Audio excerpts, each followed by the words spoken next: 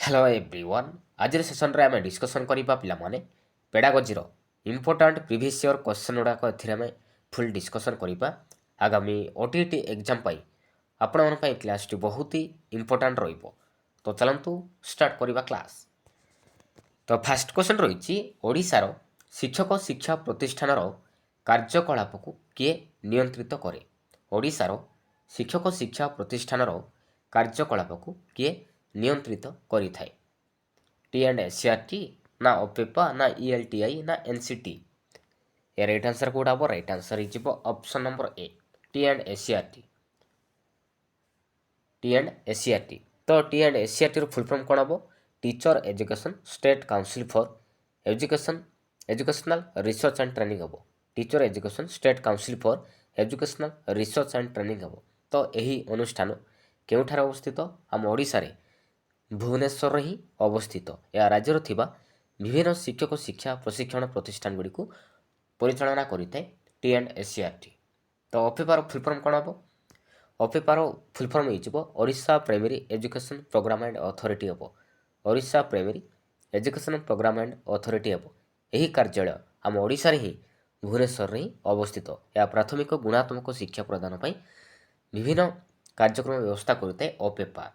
आ ईएलटीआई रो full form कौन हम मन रखिए इंग्लिश लैंग्वेज ट्रेनिंग इंस्टीट्यूट हम। यही अनुष्ठान इंग्राजी शिक्षार प्रसार पर विभिन्न कार्यक्रम हाथ को नहीं था ईएलटीआई। आउ एनसीटी रो फुल फॉर्म हो national council for teacher education हम।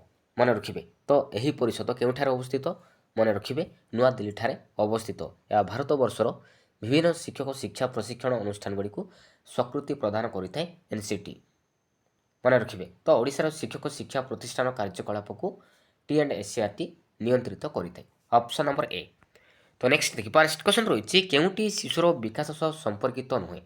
तो चारिटी ऑप्शन देछि तो भितर कोडा गोटे शिशुर विकास सह संपर्कित नुहे। ऑप्शन ए सिलाई करवा देछि, बी रे साइकिल चलाइबा देछि, सी देछि हृतपिंड आकार बढ़िबा देछि, डी देछि बगीचा काम करिबा।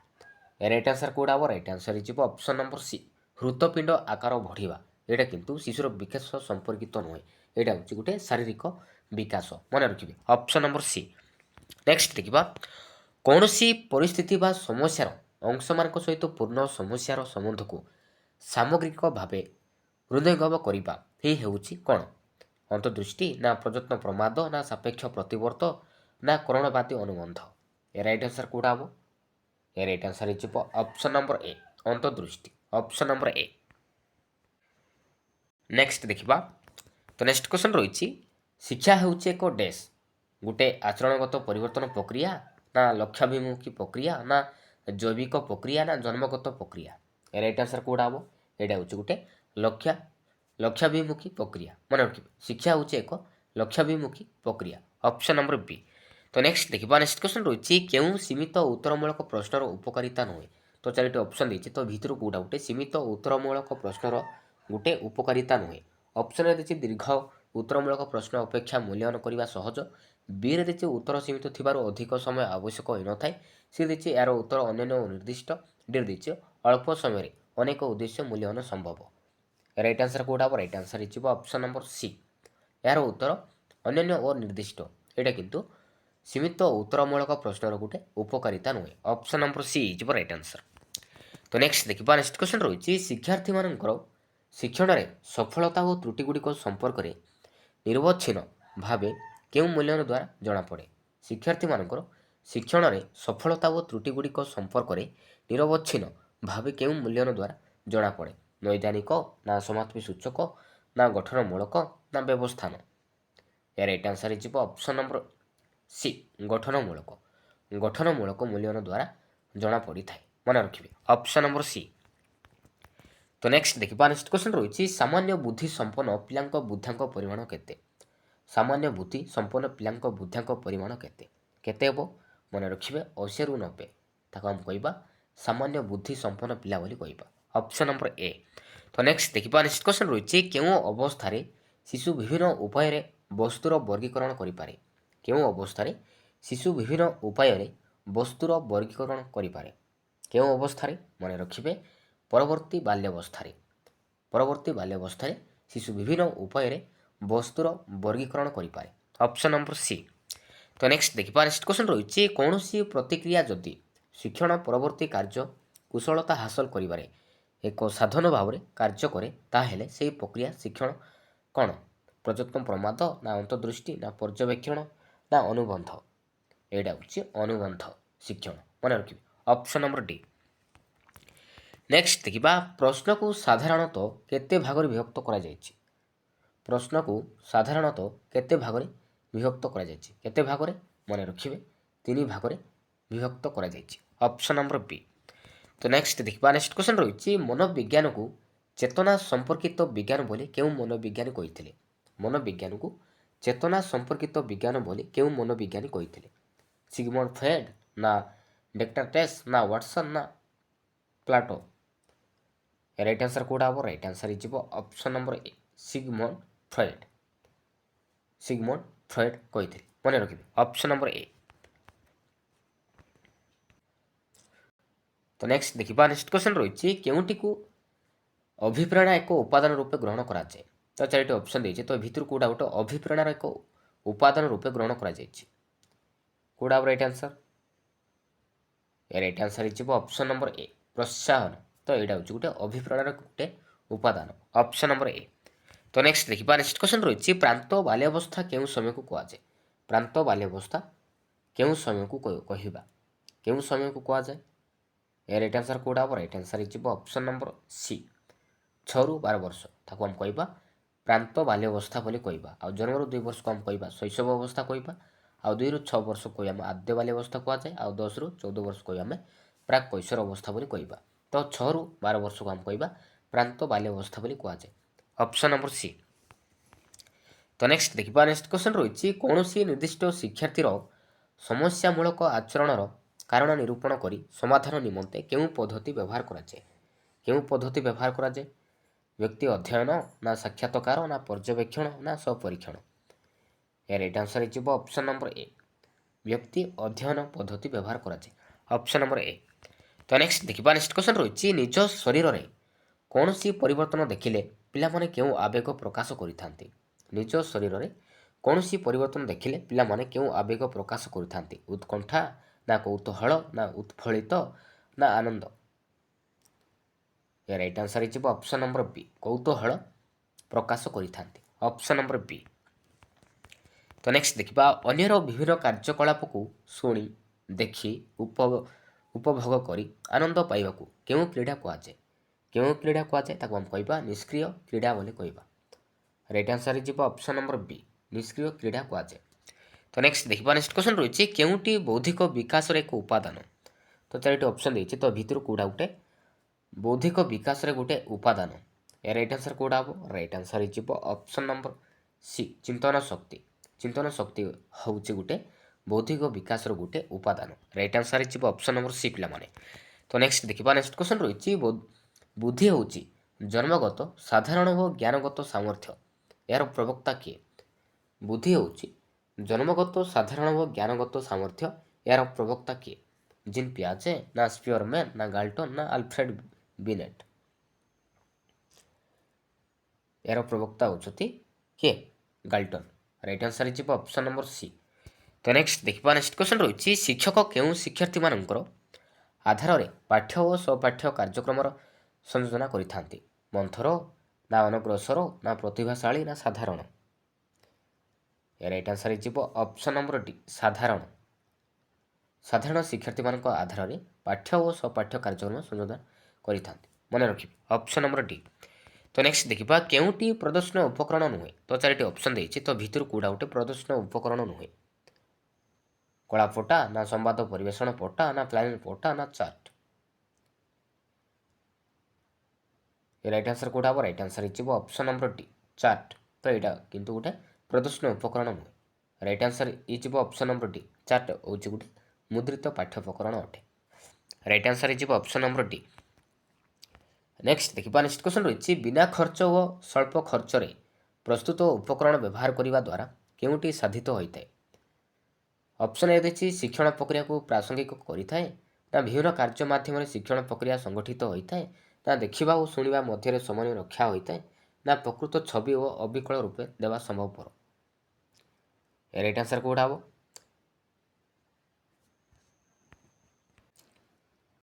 ରାଇଟ୍ ଆନ୍ସର ହେଇଯିବ ଅପସନ୍ ନମ୍ବର ଏ, ଶିକ୍ଷଣ ପ୍ରକ୍ରିୟାକୁ ପ୍ରାସଙ୍ଗିକ କରିଥାଏ। ଅପସନ୍ ନମ୍ବର ଏ।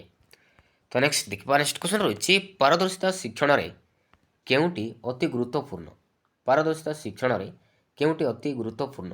ଅପସନ୍ରେ ଦେଇଛି ବିକଳ୍ପ ପାଠ୍ୟପୁସ୍ତକର ବ୍ୟବହାର ଦେଇଛି, ବିରେ ଦେଇଛି ବିକଳ୍ପ ଶିକ୍ଷାଦାନ ପଦ୍ଧତି ଦେଇଛି, ସିରେ ଦେଇଛି ଶିଶୁ କୈନ୍ଦ୍ରିକ ଶିକ୍ଷଣ କାର୍ଯ୍ୟ ଦେଇଛି, ଡି ଦେଇଛି ସହାୟକ ପୁସ୍ତକର ବ୍ୟବହାର ଦେଇଛି। ରାଇଟ୍ ଆନ୍ସର ହେଇଯିବ ଅପସନ୍ ନମ୍ବର ସି, ଶିଶୁ କୈନ୍ଦ୍ରିକ ଶିକ୍ଷଣ କାର୍ଯ୍ୟ। ତ ଏଇଟା ହେଉଛି ପାରଦର୍ଶୀ ଶିକ୍ଷଣର ଏକ ଗୁରୁତ୍ୱପୂର୍ଣ୍ଣ ଅଟେ, ଅପସନ୍ ନମ୍ବର ସି। ତ ନେକ୍ସଟ ଦେଖିବା, ସଂଯୋଗର ଲକ୍ଷଣ ସହିତ ଶିକ୍ଷଣ ବସ୍ତୁ ମେଳ ଖାଉଥିଲେ ଶିକ୍ଷଣ ଦୃଢ଼ୀଭୂତ ହୁଏ। ଏହା ଶିକ୍ଷଣ କେଉଁ ନିୟମ ସହ ସମ୍ପର୍କିତ?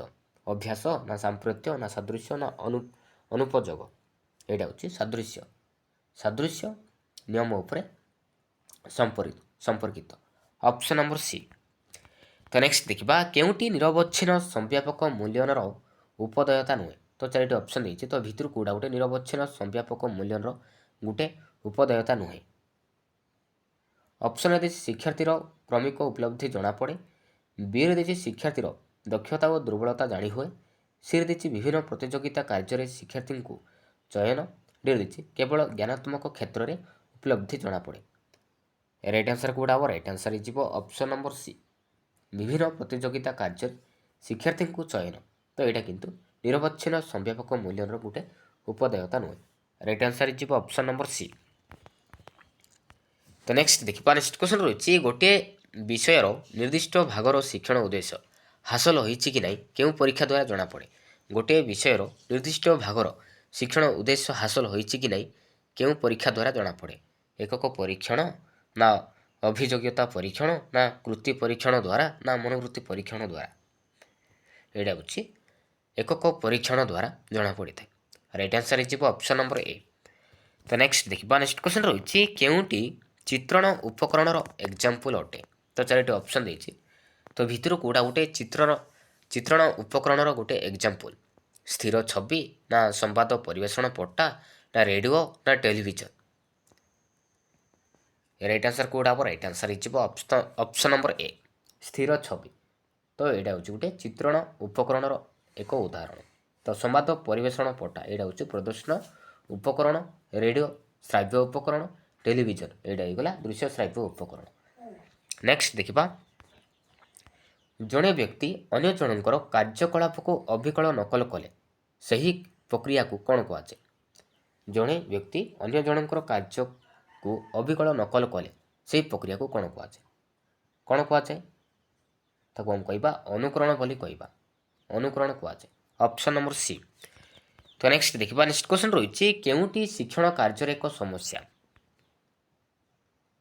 ତ ଭିତରୁ ଶିକ୍ଷଣ କାର୍ଯ୍ୟ ଏ ଭିତରୁ କେଉଁଟା ଗୋଟେ ଏକ ସମସ୍ୟା?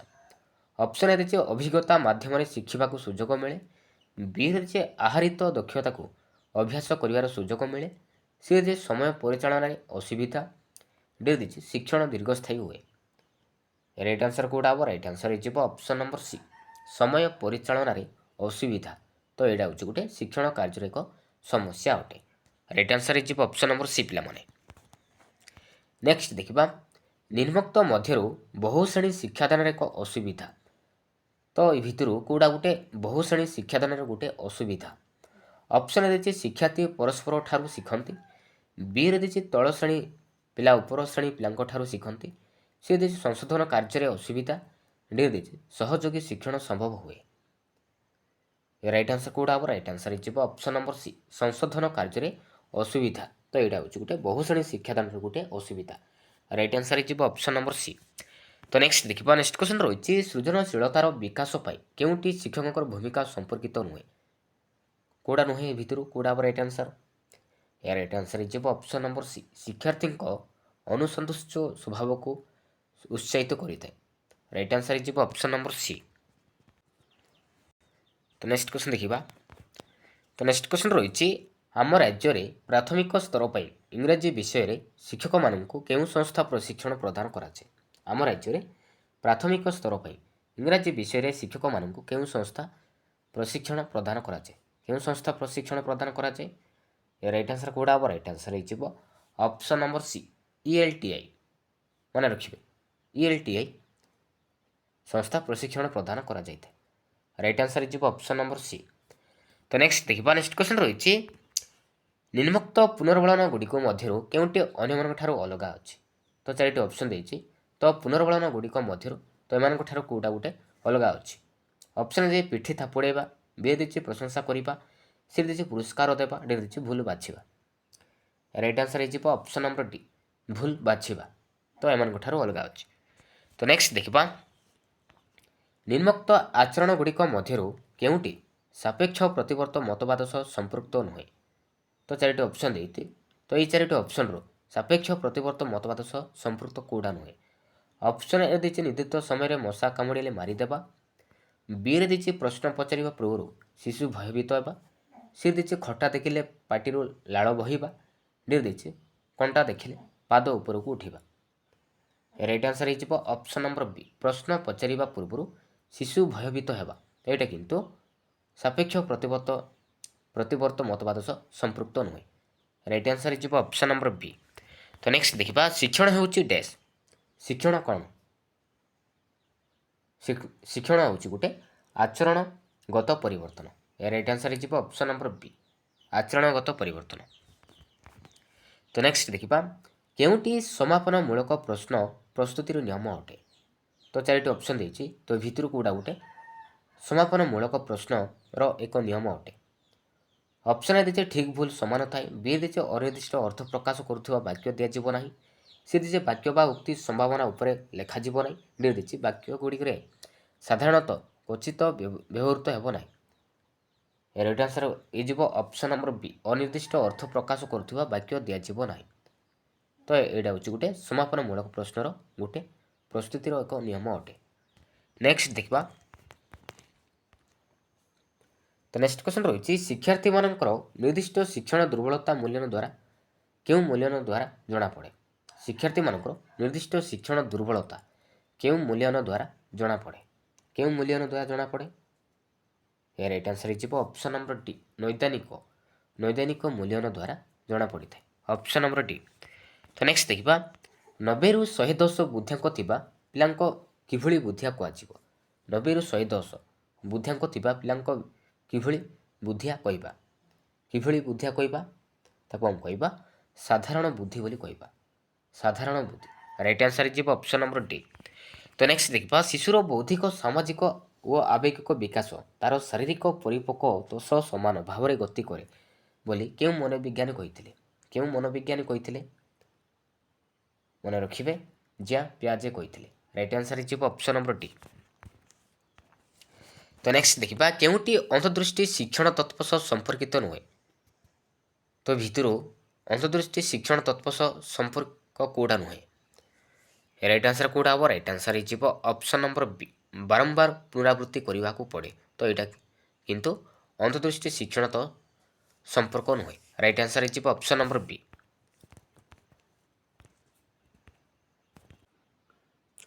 ଶିକ୍ଷଣ ପାଇଁ ଧାର୍ଯ୍ୟ କରାଯାଉଥିବା ସମୟକୁ କ'ଣ କୁହାଯାଏ?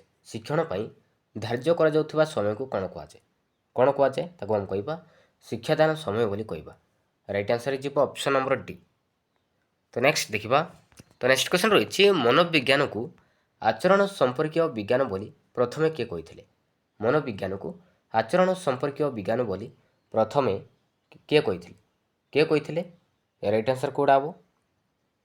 ରାଇଟ୍ ଆନ୍ସର ହେଇଯିବ ଅପସନ୍ ନମ୍ବର ସି ଫିଲ୍ସବରି କହିଥିଲେ। ରାଇଟ୍ ଆନ୍ସର ହେଇଯିବ ଅପସନ୍ ନମ୍ବର ସି।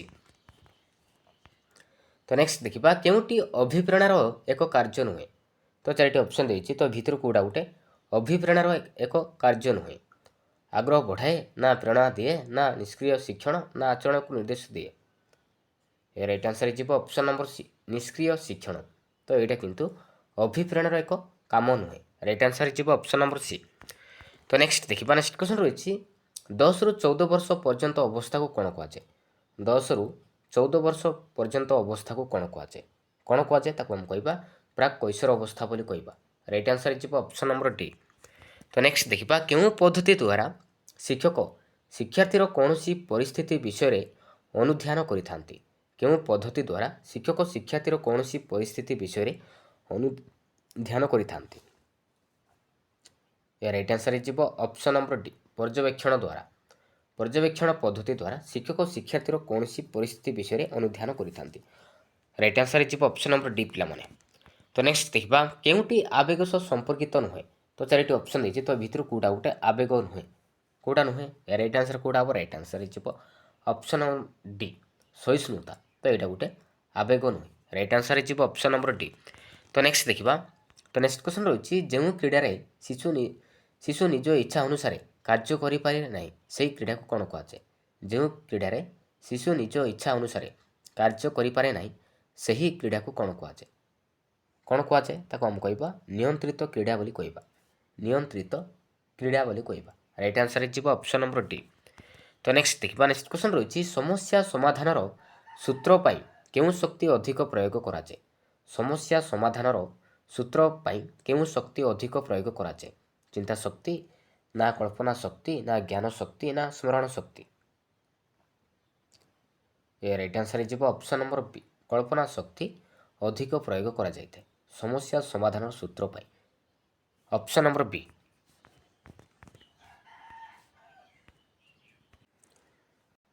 ତ ନେକ୍ସଟ କ୍ୱେଶ୍ଚନ୍ ରହିଛି ଅମୃତ ଚିନ୍ତନ କରିବା ପାଇଁ ବ୍ୟକ୍ତି ଯେତେ ପରିମାଣରେ ସମର୍ଥ ସେ ସେତେ ପରିମାଣରେ ବୁଦ୍ଧିଆ ଅଟେ, ଏହା କିଏ କହିଥିଲେ? କେଉଁଟା ରାଇଟ୍ ଆନ୍ସର? ଏ ରାଇଟ୍ ଆନ୍ସର ହେଇଯିବ ଅପସନ୍ ନମ୍ବର ଡି, ଟର୍ମନ୍। ଟର୍ମନ୍ କହିଥିଲେ ଅମୃତ ଚିନ୍ତନ କରିବା ପାଇଁ ବ୍ୟକ୍ତି ଯେତେ ପରିମାଣରେ ସମର୍ଥ ସେ ସେତେ ପରିମାଣରେ ବୁଦ୍ଧିଆ ଅଟେ। ତ ଏ କଥା ଟର୍ମନ୍ କହିଥିଲେ। Option number D. ତ ନେକ୍ସଟ ଦେଖିବା, ନେକ୍ସଟ କ୍ୱେଶ୍ଚନ୍ ରହିଛି ଏକ ସାଧାରଣ ମାନକୀକୃତ ବୁଦ୍ଧି ପରୀକ୍ଷଣରେ ଯେଉଁ ଶିକ୍ଷାର୍ଥୀମାନଙ୍କ ବୁଦ୍ଧ୍ୟାଙ୍କ 137 କିମ୍ବା ତଦୁର୍ଦ୍ଧ୍ୱ ତାକୁ କି ପ୍ରକାର ଶିକ୍ଷାର୍ଥୀ କୁହାଯାଏ? ସାଧାରଣ, ନା ମନ୍ଥର, ନା ପ୍ରତିଭାଶାଳୀ, ନା ଅନଗ୍ରସର କୁହାଯାଏ?